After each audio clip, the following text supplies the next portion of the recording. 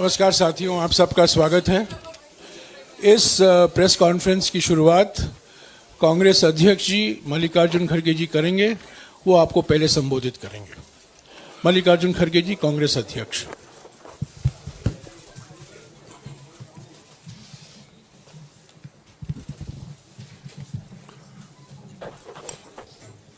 आप सभी को नमस्कार।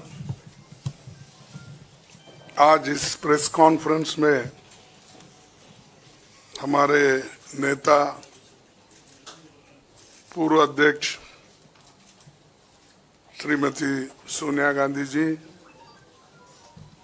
और हमारे पूर्व अध्यक्ष श्री राहुल गांधी जी और मंच पे बैठे हुए हमारे पार्टी के ट्रेजरर, सेक्रेटरीज और दूसरे साथियों, ये एक विशेष प्रेस कॉन्फ्रेंस है। मैं क्योंकि ये पहली बार हमारे नेता इस चंद इश्यू पे वो कहेंगे और राहुल जी भी अपनी बात आखिरी में रखेंगे। मैं एक आपका समय 7-8 मिनट लूँगा और बाकी डिटेल्स में कुछ कहना है उसको टेक्निकली हमारे ट्रेजरर आपसे संबोधित करेंगे। दोस्तों, ये तो 18वीं लोकसभा के आम चुनाव की घोषणा तो हो चुकी है। देश का हर एक नागरिक इसमें भाग लेने के लिए उत्सुक है। भारत पूरी दुनिया में अपने लोकतंत्र मूल्यों और आदर्शों के लिए जाना जाता है। किसी भी लोकतंत्र के लिए निष्पक्ष चुनाव अनिवार्य होता है, एसेंशियल होता है। साथ ही ये भी अवश्य होता है कि सभी राजनीतिक दल के लिए लेवल प्लेइंग ग्राउंड यानी समान लेवल प्लेइंग फील्ड हो, सभी के पास समान रूप से संसाधन हो। ये नहीं कि जो सत्ता में है उनका रिसोर्सेस पर मोनोपोली हो। ये नहीं कि उनका मीडिया पर एक अधिकार हो। ये नहीं कि सत्ताधारी दल का संवैधानिक तथा न्यायिक संस्था जैसे आईटी, ईडी, इलेक्शन कमीशन, इन अपने दूसरे ऑटोनमस बॉडीज पर प्रत्यक्ष अथवा परोक्ष नियंत्रण हो। दुर्भाग्य से जो पिछले दिनों में सुप्रीम कोर्ट के हस्तक्षेप के बाद जो इलेक्टोरल बॉन्ड, चुनावी चंदा बॉन्ड के बारे में जो तथ्य निकलकर सामने आए वो बहुत ही चिंताजनक है, शर्मनाक भी है, क्योंकि इससे हमारे देश के छवि को ठेस पहुंची है। हमारे देश ने पिछले 70 सालों में निष्पक्ष चुनाव और स्वस्थ लोकतंत्र की छवि बनाई थी। उस पर प्रश्न चिन्ह आज उठ गया है।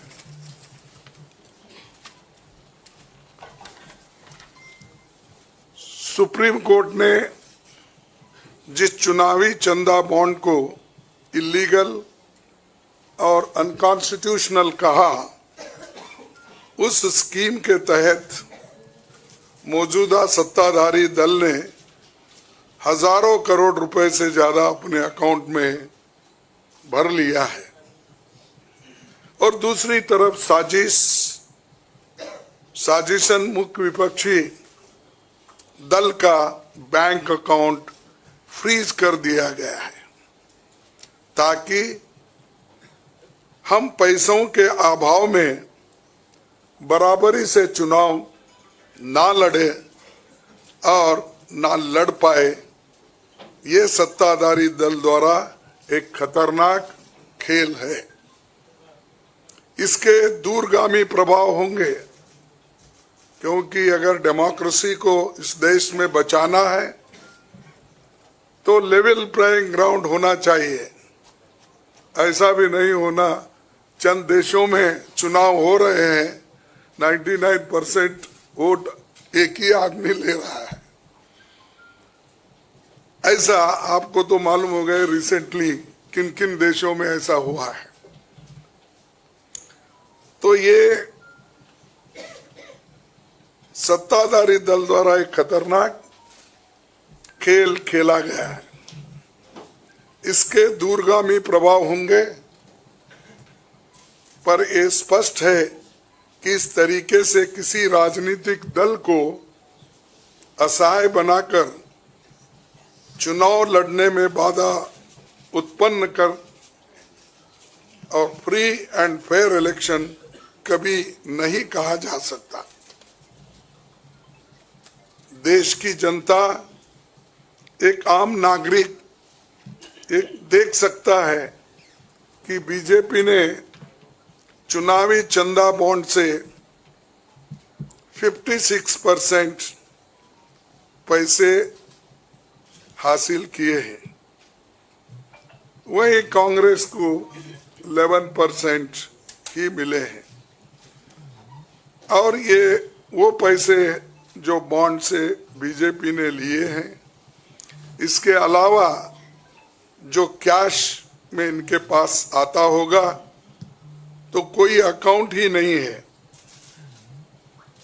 आप इनके खर्चे देखिए, हर तरफ इनका एडवर्टाइजमेंट लगा है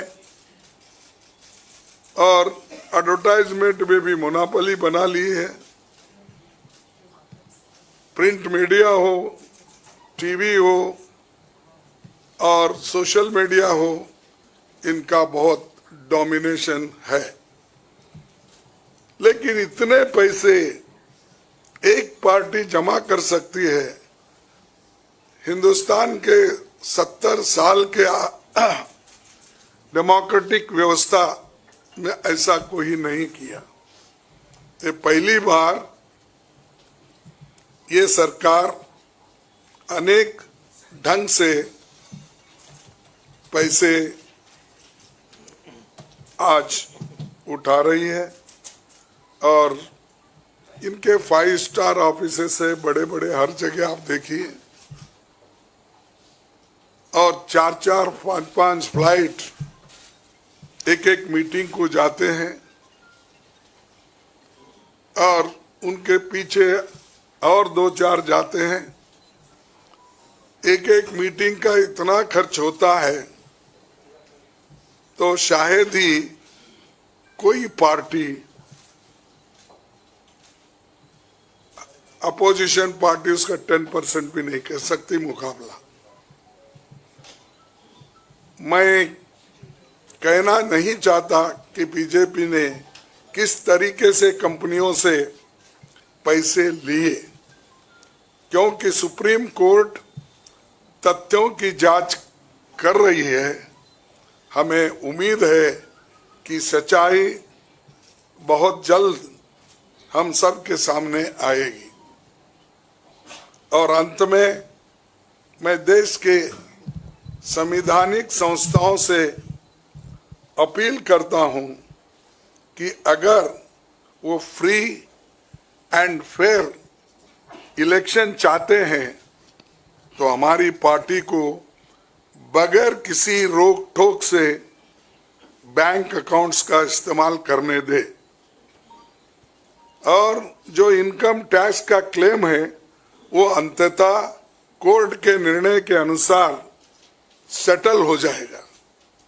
राजनीतिक दल टैक्स नहीं देते, बीजेपी कभी इनकम टैक्स नहीं दी, लेकिन ये लागू सिर्फ कांग्रेस पे हो रहा है। कोई पॉलिटिकल पार्टी इनकम टैक्स के दायरे में नहीं आते। सच है ना?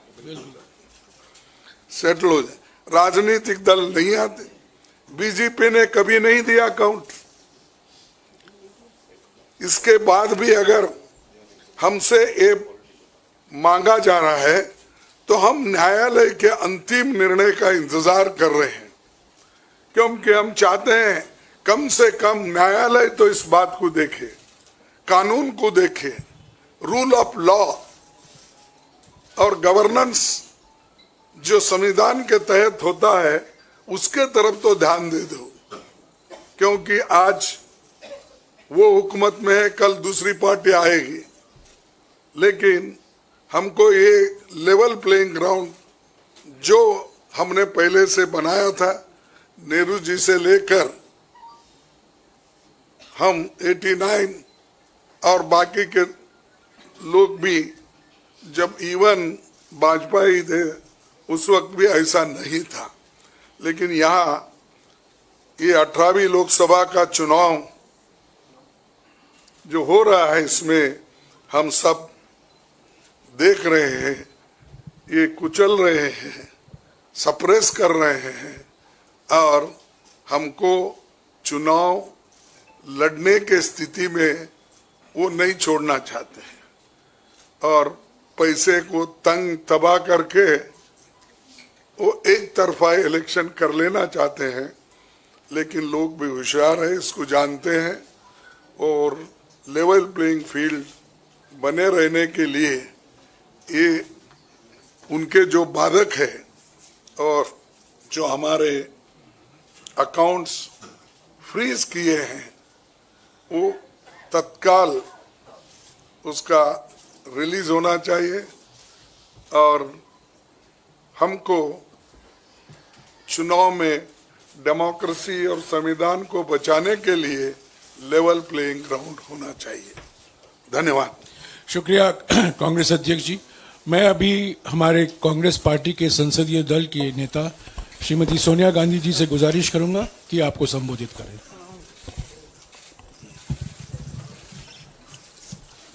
Thank you, Kagisi.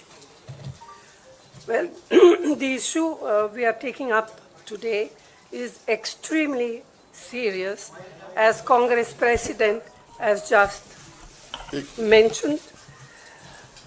This issue affects not just the Indian National Congress, it impacts our democracy itself most fundamentally.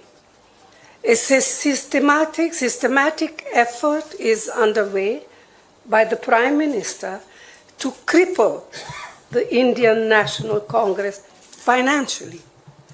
Funds collected from the public are being frozen and money from our accounts is being taken away forcibly. However, even under these most challenging circumstances, we are doing our very best to maintain the effectiveness of our election campaign. On the one hand, there is the electoral bond issue mentioned by Congress President Kharge, which has been declared unconstitutional by the Supreme Court. The electoral bonds have benefited, as everyone knows, the BJP hugely, massively. On the other hand, the finances of the principal opposition party, the Indian National Congress, are under a determined assault. This, we all believe, is unprecedented and undemocratic. Thank you. शुक्रिया सोनिया जी। मैं अभी हमारी AICC के कोषाध्यक्ष अजय माकिन जी से गुजारिश करूंगा कि आपको थोड़ा विस्तार से जानकारी दें।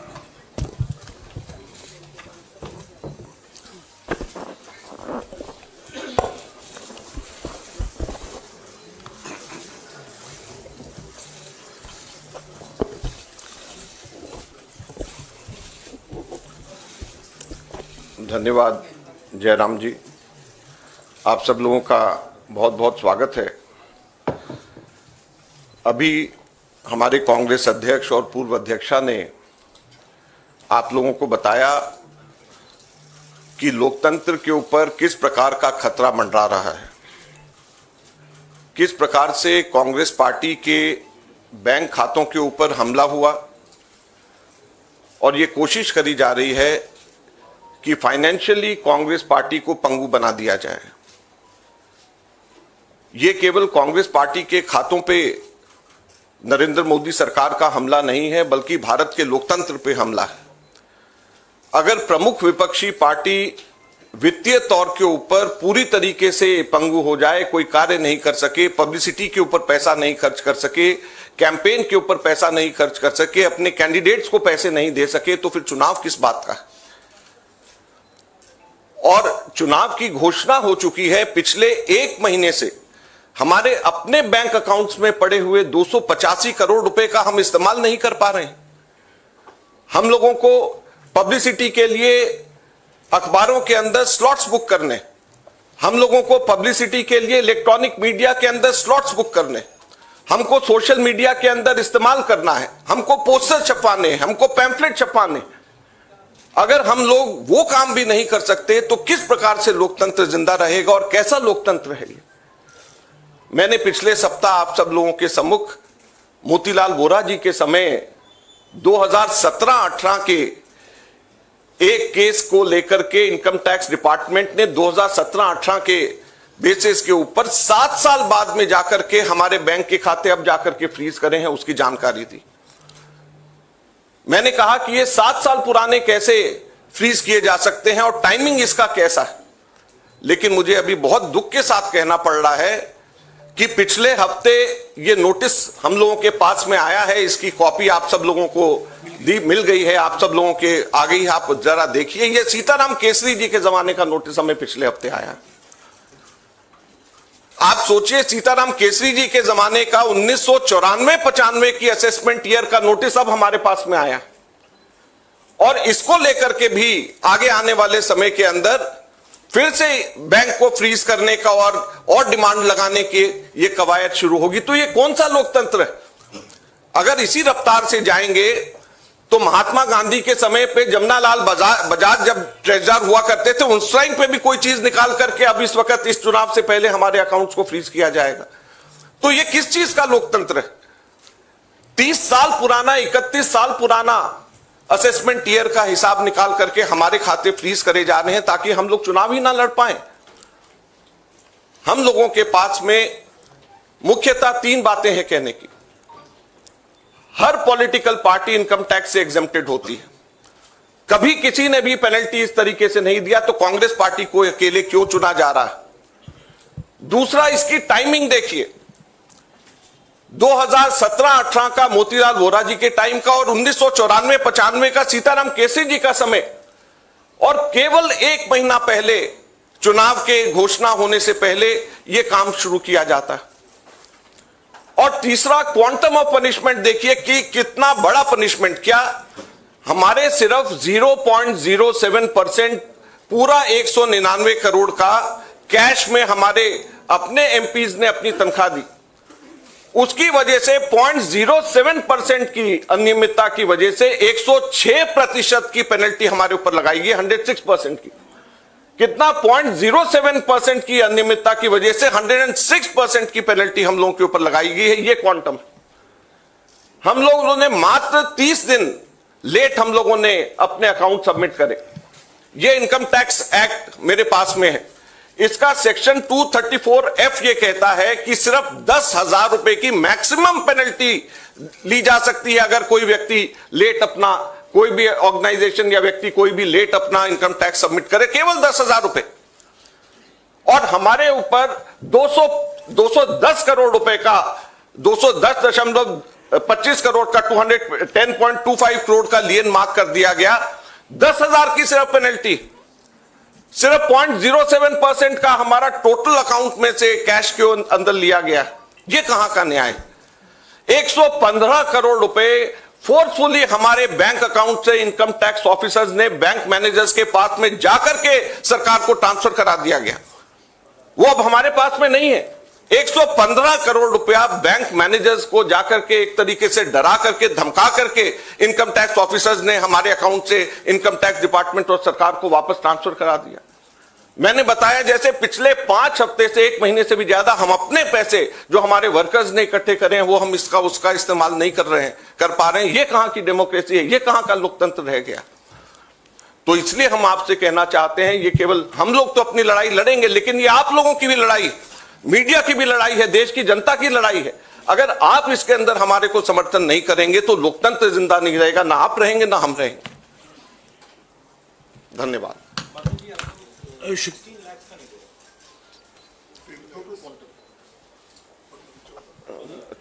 हमारा टोटल जो है 14,40,000 बनता है, जो 0.07% है।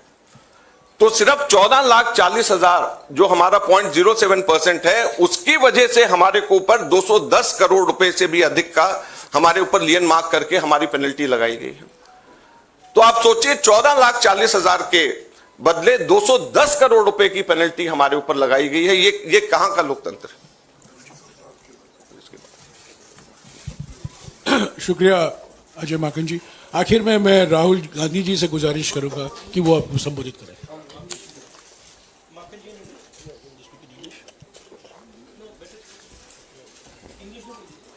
ये डिटेल्स आपको अंग्रेजी में अभी अजय माकन जी देंगे। Friends, there has been an assault on Indian democracy. Our accounts have been frozen since last more than 1 month. Since last around 5 weeks or so, we have been unable to utilize our own funds in the bank. You'll be surprised to know that a case, income tax case pertaining to 2017-18, which is 7 years back, on that basis, income tax has served us notice for 210 crores, 25 lakh rupees.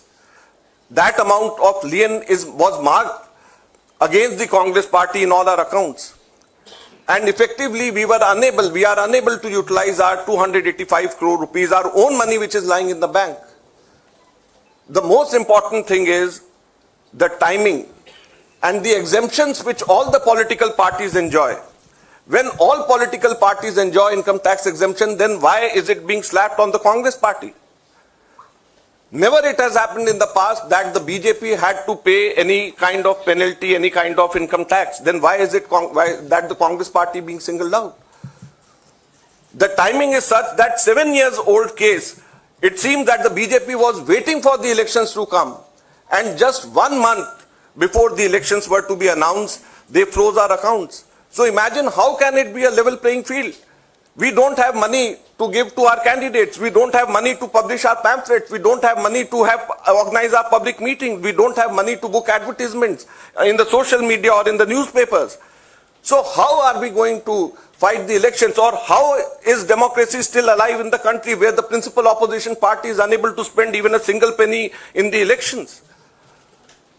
And it is not only this, the government has not stopped only on this 2017-18 notice. We have been slapped with another notice last week, and it pertains to 1994-95 during Sitaram Kesri when he was the treasurer.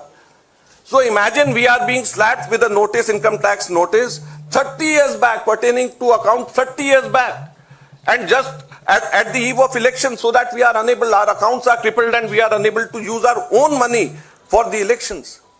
So please, this is the time when it is not only fight for the Congress party, our own fight alone, it is, we have to all fight together to save democracy. The Income Tax Act, section 234F, allows maximum penalty of rupees 10,000 for late submission of income tax returns. Maximum penalty of 10,000 rupees. But on the contrary, Congress party has been slapped a penalty of 210 crore rupees against a violation of just 14,40,000 which we deposited in cash and 30 days delay. So the quantum of punishment is totally unmatched with a trivial small kind of mistake, you may say, or small kind of thing which has been done 7 years back, which can easily be condoned. Thank you very much. शुक्रिया अजीत बाबा जी। आखिर में अभी राहुल जी आपको संबोधित करेंगे।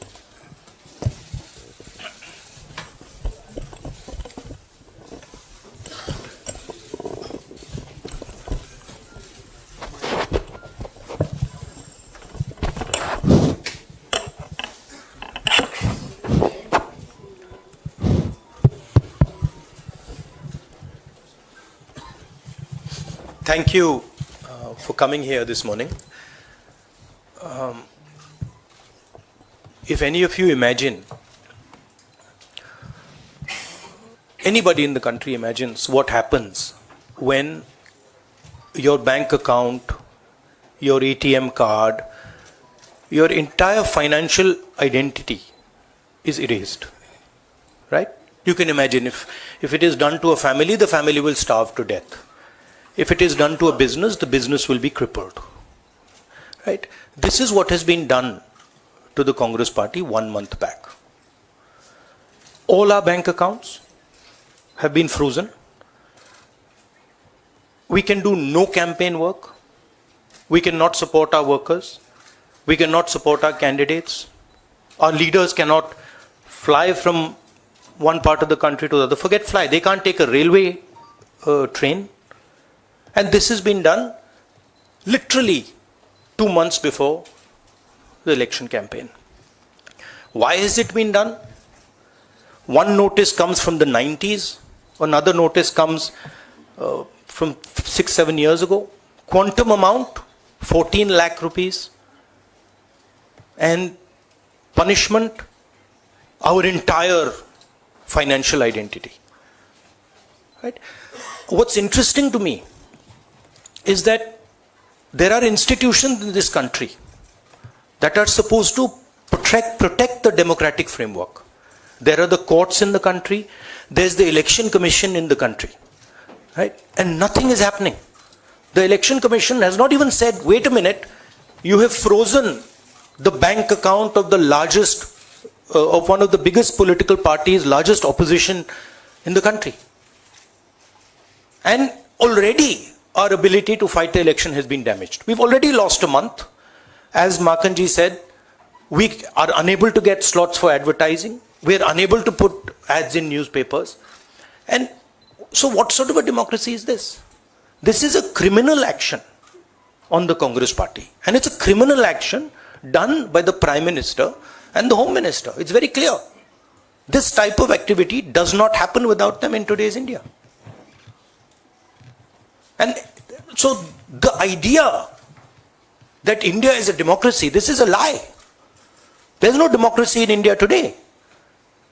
The idea that India is the world's largest democracy, it's a lie. It's a complete lie. 20% of India votes for us, and we are not able to pay 2 rupees for anything. Right? And it has been orchestrated to cripple us in the elections. Now, even if our bank accounts are unfrozen today, huge amount of damage has been done to Indian democracy. And no court is saying anything. No election commission is saying anything. No institution is saying anything. Media is not saying anything. It's ridiculous. And it's your duty, and I'm not just speaking to the media, it is the duty of all the institutions of this country, it is the duty of the people of this country. You're being robbed of your most important asset. You're being robbed of your constitution, you're being robbed of your democratic structure, you're being robbed of the entire architecture, and everybody's just quiet. I can say it in Hindi.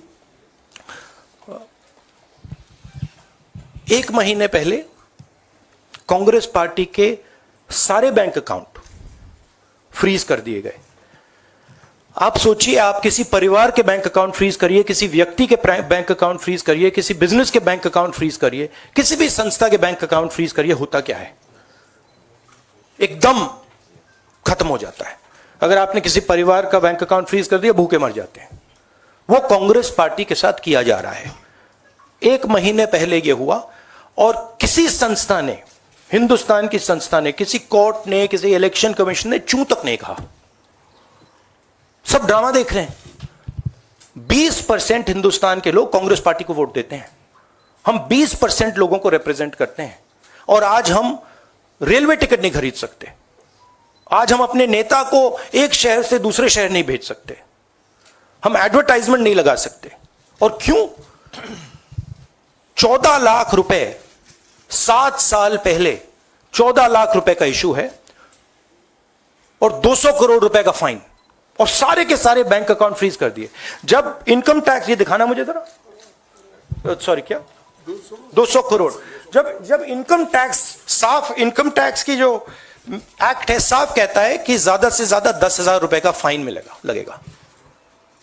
तो यह है हिंदुस्तान का लोकतंत्र। यह criminal action है Congress party के खिलाफ और हिंदुस्तान के लोकतंत्र के खिलाफ, और यह क्रिमिनल एक्शन हिंदुस्तान के प्रधानमंत्री कर रहे हैं। मेरी विनती है कि जो हिंदुस्तान के इंस्टीट्यूशंस हैं, जो वो अपने आप को हिंदुस्तान के इंस्टीट्यूशंस मानते हैं, डेमोक्रेसी को प्रोटेक्ट करते हैं, लोकतंत्र को प्रोटेक्ट करते हैं, हिंदुस्तान के कोर्ट्स हो, हिंदुस्तान का इलेक्शन कमीशन हो, वो इसके बारे में कुछ करें। और यह कहना कि हिंदुस्तान दुनिया की सबसे बड़ी डेमोक्रेसी, झूठ है। यहां कोई डेमोक्रेसी नहीं है। बिगेस्ट ऑपोजिशन पार्टी का आपने बैंक अकाउंट बंद कर दिया और 1 महीने कोई कुछ नहीं बोल रहा है। केसरी जी के टाइम से नोटिस आया है। तो अजीब सी सिचुएशन है, सब लोग देख रहे हैं और हर संस्था मतलब का रोल है इसमें, कोर्ट्स का रोल है, इलेक्शन कमीशन का रोल है। धन्यवाद। शुक्रिया राहुल जी। साथियों, कांग्रेस अध्यक्ष जी, सोनिया जी, राहुल जी ने और दूसरी ज़रूरी बैठक से निकलकर यहाँ आए हैं आपको संबोधित करने के लिए। उनको उस बैठक में वापस लौट जाना है। आपके सवाल हमारे कोषाध्यक्ष विस्तार से जवाब देंगे। मैं कांग्रेस अध्यक्ष सोनिया जी और राहुल जी को शुक्रिया अदा करता हूँ। शुक्रिया।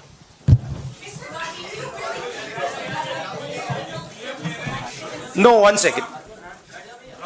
Look, 1 second. Look, please understand. This is not freezing of the Congress party's bank accounts. This is the freezing of Indian democracy. That is what is happening here. Okay? So, we are unable, as the biggest opposition party, we are unable to take any action.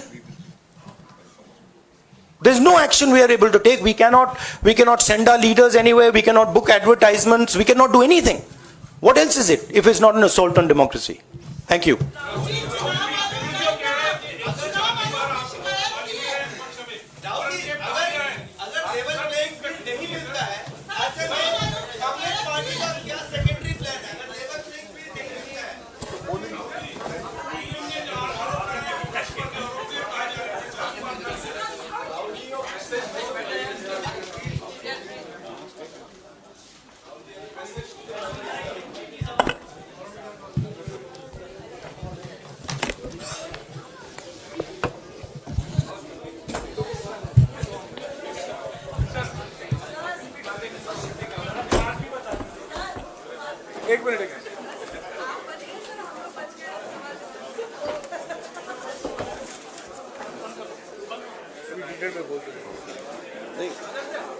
कोई question पूछना है? साथियों, अभी कोषाध्यक्ष जी आपको विस्तार से संबोधित करेंगे।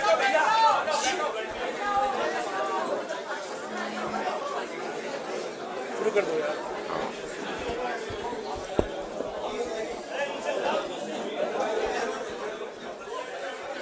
आप लोग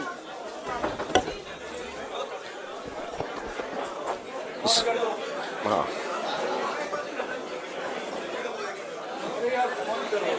सब लोग सेटल हो जाएं।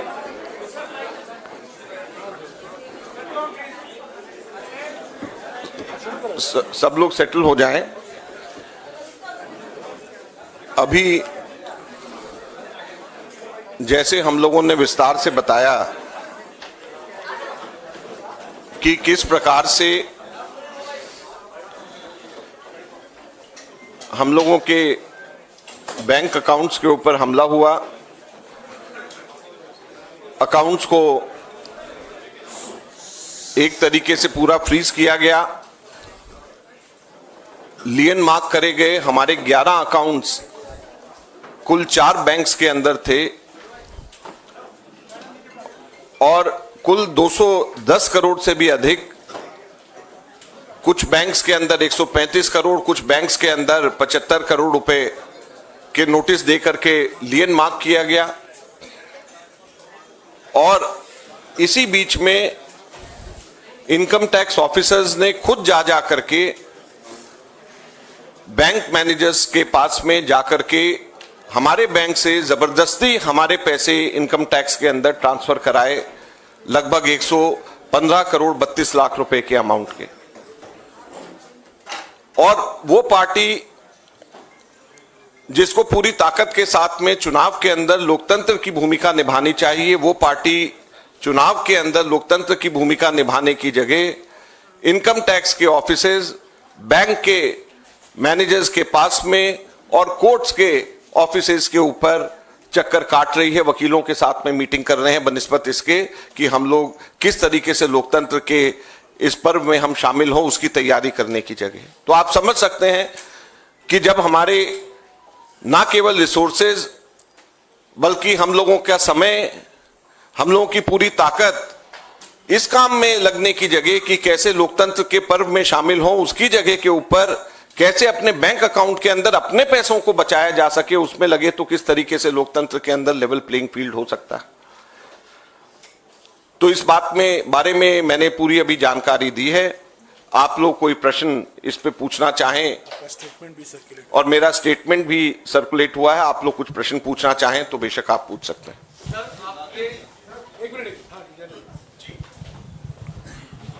माइक में बोलिएगा। Yes sir. सर, आप लोग राजनीतिक आरोप तो लगा रहे हैं, प्रधानमंत्री तक पर उंगली उठा रहे हैं कि उनके इशारे पर यह सब कुछ हो रहा है, लेकिन पहले आईटीएटी से कांग्रेस को राहत नहीं मिली और इसके बाद जब आप हाईकोर्ट गए वहां पर भी आपको राहत नहीं मिली, वापस कहा गया कि आप आईटीएटी जाइए। तो क्या ये जो न्यायिक संस्थाएं हैं ये भी राजनीति से प्रेरित हैं? इस पर आपका जवाब चाहिए। देखिए, आईटीएटी न्यायिक संस्था नहीं है, ये क्वासी जुडिशियल बॉडी है। हाईकोर्ट ने हमारे को वापस आईटीएटी के पास में भेजा। हाईकोर्ट ने कोई हमें मना नहीं किया इस तरीके से। हाईकोर्ट ने कहा आप वापस आईटीएटी के पास में जाएं और आईटीएटी उसको देखे। आईटीएटी के पास में जब हम लोग पिछली बार गए तो उन्होंने अपना जजमेंट बेशक हमारे खिलाफ है, उसको देने में ही 2 हफ्ते 14 दिन लगा दिए।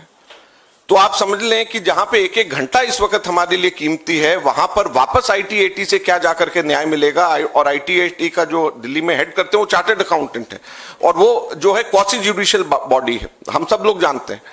अब जो है अंततः जब तक के कोई भी इनकम टैक्स केस में या कोई भी केस के अंदर हाईएस्ट लेवल तक के जाने का मौका मिलता है, हम लोग ये कह रहे हैं कि कैसे हम लोगों के अकाउंट्स को फ्रीज किया गया। लोकतंत्र के टाइम पे, इलेक्शंस के टाइम के ऊपर हमारे अकाउंट को फ्रीज नहीं किया जाना चाहिए, हमारे को पूरे के पूरे उसका इस्तेमाल करा जाना चाहिए। जो फाइनल फैसला अंततः जब कोर्ट से जो होगा वो सबको मान्य होगा। लेकिन अगर मान लीजिए कल को कोर्ट में जाकर के 3 महीने बाद हमारा फैसला हमारे हक में भी आ गया तो ये समय 4 महीने का हमारे को कौन और लोकतंत्र को कौन वापस देगा। तो इसको लेकर के हम लोग आगे हाई कोर्ट और सुप्रीम कोर्ट में भी हम जाएंगे, कोर्ट का भी दरवाजा हम लोग खटखटाएंगे, लेकिन हम आपके माध्यम से जनता का दरवाजा भी खटखटाना चाहते हैं, अपने कार्यकर्ताओं का दरवाजा भी खटखटाना चाहते हैं और आपका दरवाजा भी खटखटाना चाहते हैं, ताकि आप लोगों को पता रहे कि किस तरीके से हालात हमारे देश में हो रहे हैं।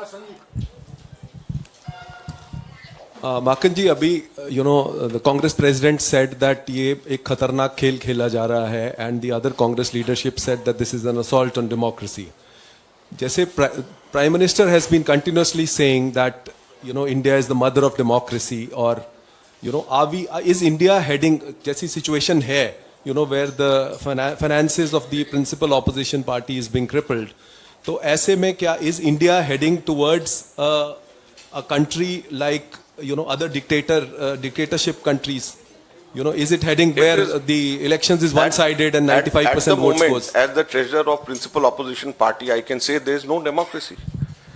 If I can't spend my own money collected from my own workers, so these 285 crores we collected through crowdfunding.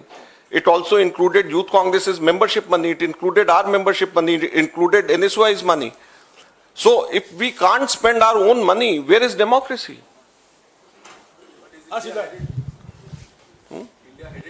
It is already there.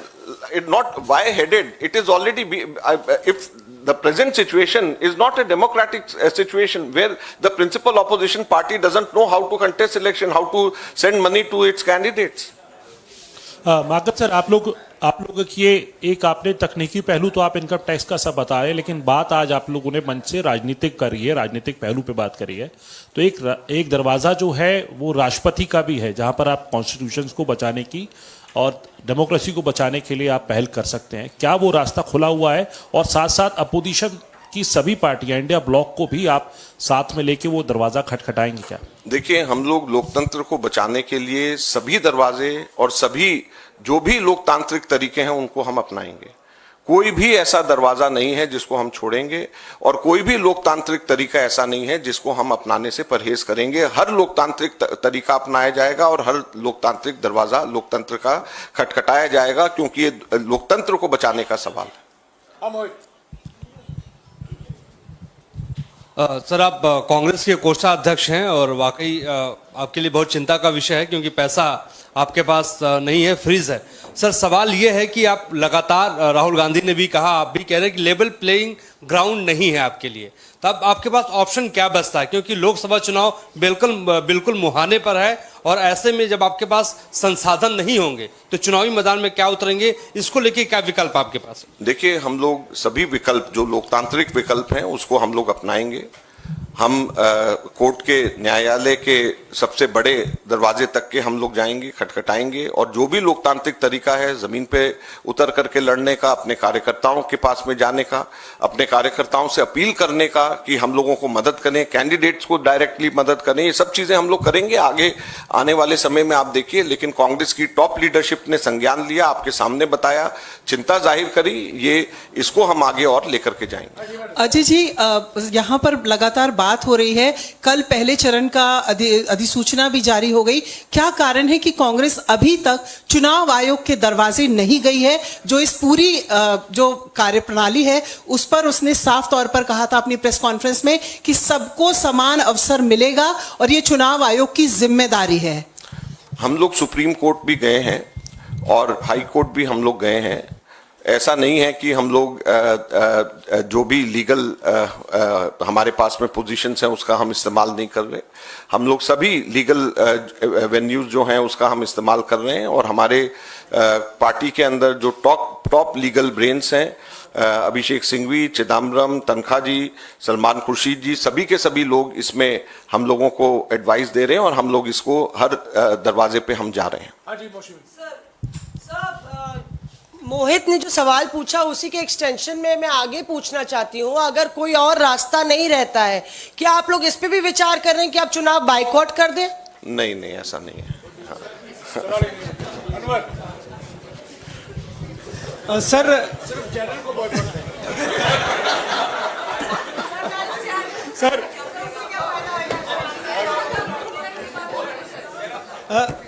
Sir आप टैक्स रिटर्न के मामले में कांग्रेस का अकाउंट फ्रीज हुआ है। आप लोग इलेक्टोरल बॉन्ड, जो चुनावी बॉन्ड है, उसको बहुत बड़ा घोटाला कह रहे हैं। तो आप क्या अपेक्षा करते हैं चुनाव आयोग से कि सत्तारूढ़ पार्टी के खिलाफ कोई इस तरह की कार्रवाई होनी चाहिए?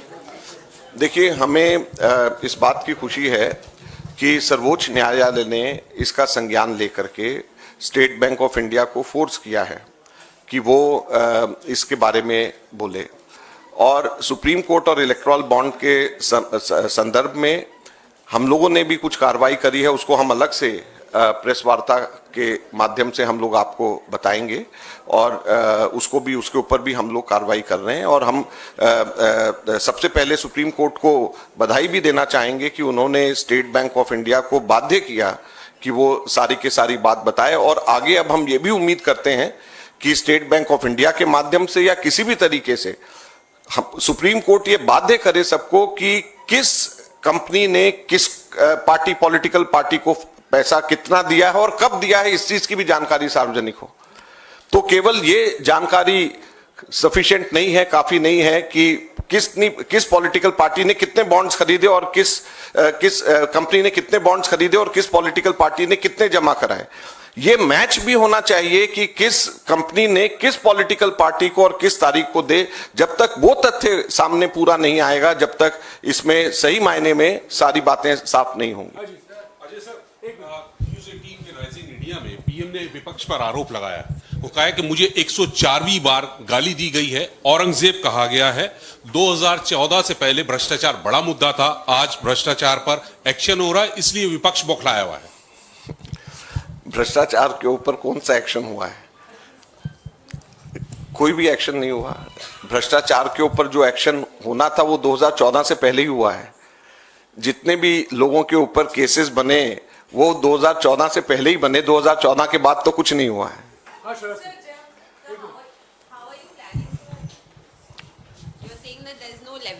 You're saying that there's no level playing field with the freezing of your accounts. So how are you planning to take this message forward to the people of the country that the level playing field is being deprived to the Congress party?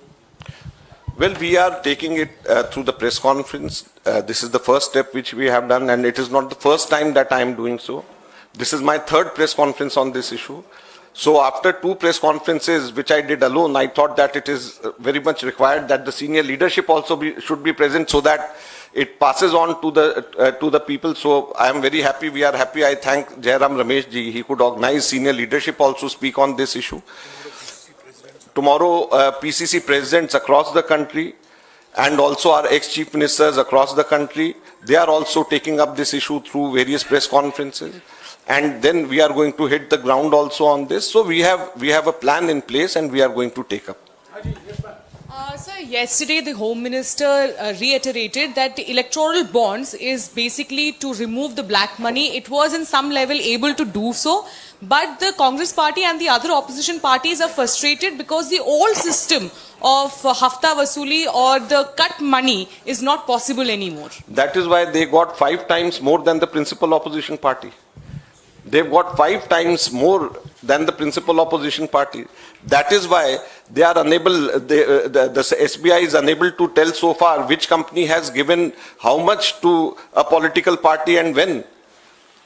So if it is not black money, then it should be open. Then all the companies, which company has given to which political party and when, should be open.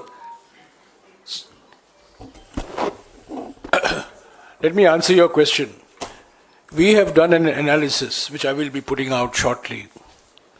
Out of the 8,000 crores of electoral bonds that the BJP has got, we have been able to directly correlate 4,000 crores of electoral bonds with 4 lakh crores of contracts.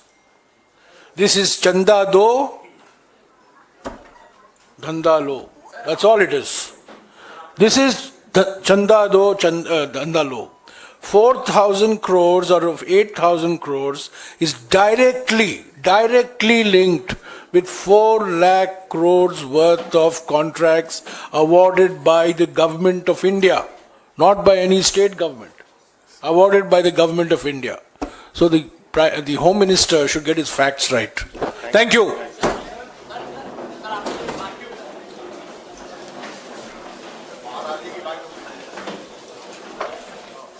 Sorry, next time. Sorry.